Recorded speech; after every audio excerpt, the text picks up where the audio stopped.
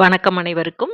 இன்று நமது நகரத்தார் திருமண சடங்கு முறைகள் குறித்து விரிவாக்கம் கூறுவது ஆத்தங்குடியில் பிறந்து கோணாபட்டைச் சேர்ந்த திருமதி வள்ளிமையாச்சி அவர்கள். நகரத்தார் திருமணங்களில் முதலில் நாம் செய்வது குலதெய்வம் கோயில்களுக்கு பாக்கு வைத்தல்.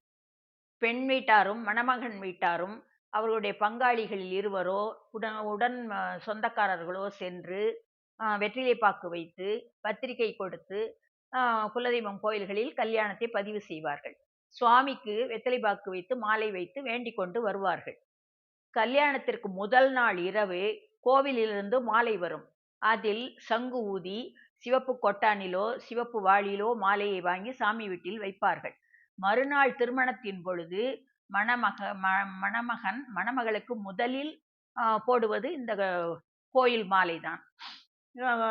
கோவிலில் ஏன் பாக்கு வைக்கிறோம் என்றால், இந்த மாப்பிள்ளை ஒரு புள்ளியாகி நம்ம நகரத்தார்களின் எண்ணிக்கை பெருகுவதற்கு வழி செய்கிறது. ஒரு வாரத்திற்குள் முகூர்த்தக்கால் நட வேண்டும். அதற்கு கொட்டகைக்காரர் பச்சை மூங்கிலை கொண்டு வந்து மஞ்சள் குங்குமம் தடவி மாவிலை கொத்து கட்டி ரெடியாக வைத்திருப்பார். வீட்டு பெரியவர்கள் மஞ்சள் குங்குமம் தடவி அதற்கு தேங்காய் உடைத்து கற்பூரம் காட்டி அவர் முகூர்த்த காலை நட்டு வைப்பார். அதன் பிறகு தான் மற்ற இடங்களில் கொட்டகை போட ஆரம்பிப்பார்கள். வளவில் கொட்டகை போட்டுவிட்டு முகப்பு வாசலில் வாழை மரம் 2 வாழை மரங்கள் குலையோடு வாழைப்பூவோடு கட்டி வைப்பார்கள். குருத்தோலைகளை சுற்றி கட்டுவார்கள். பனங்குலைகளையும் தென்னங்குலைகளையும் கட்டி வைப்பார்கள். இதற்கு என்ன காரணம் என்றால், குடும்பம் வழி வழியாக பெருகி வர வேண்டும் என்பதுதான். இதற்கு அடுத்து சுவாமி அறையில் கோலம் போட்டு விளக்கேற்றி அப்பச்சி ஆத்தாவிற்கு தேங்காய் வைத்து கல்யாணம் சொல்வார்கள். அதற்கு அடுத்து சித்தப்பா பெரியப்பா எல்லோருக்கும் கல்யாணம் சொல்வார்கள். அதன் பிறகு ஆயா வீட்டிற்கு சென்று ஆயா வீட்டிலும் தேங்காய் வைத்து கல்யாணம் சொல்லி மாமக்காரருக்கும் தேங்காய் வைத்து கல்யாணம் சொல்வார்கள். அதற்கடுத்து அத்தைகளுக்கும் தேங்காய் வைத்து கல்யாணம் சொல்வார்கள். இதற்கு அப்புறம் தான் சொந்தக்காரர்களுக்கும் பங்காளிகளுக்கும் கல்யாணம் சொல்வார்கள். முகூர்த்த கால் நட்டவுடன் மணமகன் வீட்டாரும் மணமகள் வீட்டாரும் முகூர்த்த கால் திருப்பி எடுக்கும் வரை எந்த துக்க நிகழ்ச்சிகளுக்கும் செல்ல மாட்டார்கள்.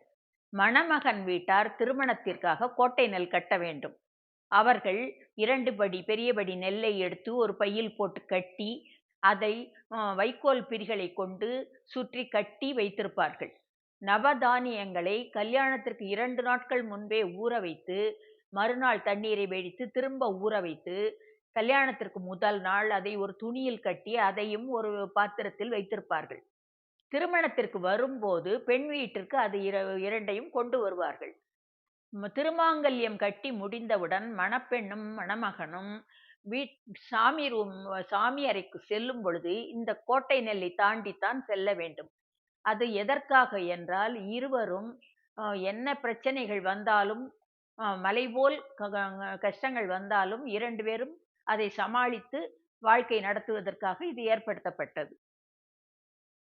உண்ணுதல், கூடியாக்கி உண்ணுதல் என்பது மணப்பெண் வீட்டாரும் மணமகன் வீட்டாரும் அவரவர் சொந்தக்காரர்களோடு திருமணத்திற்கு முதல் நாள் மதியம் கூடி உண்ணுதல்.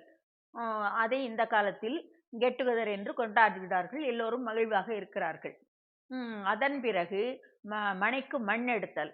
16 சுமங்கலிகள் சிவன் கோயிலுக்கு சென்று உதவியால் தயாராக எடுத்து வைத்திருக்கும் மண்ணை வீட்டு பெரியவர் 16 பேருடைய கிண்ணங்களிலும் எடுத்து கொடுப்பார்.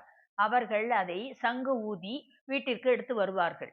வீட்டிற்கு வந்து சங்கு ஊதி அதை மனைக்கு பக்கத்தில் வைத்து விடுவார்கள். 4-5 சுமங்கலி பெண்கள் 9 செங்கல் எடுத்து அதில் ஒவ்வொருவரும் ஒரு கல்லுக்கு மஞ்சள் பூசி குங்குமம் வைத்து பூ வைத்து தயார் பண்ணி வைப்பார்கள். 4 பங்காளிகள் சேர்ந்து மனையை தூக்கி அதில் வைத்து எல்லோரும் கடவுளை வேண்டிக் கொள்வார்கள்.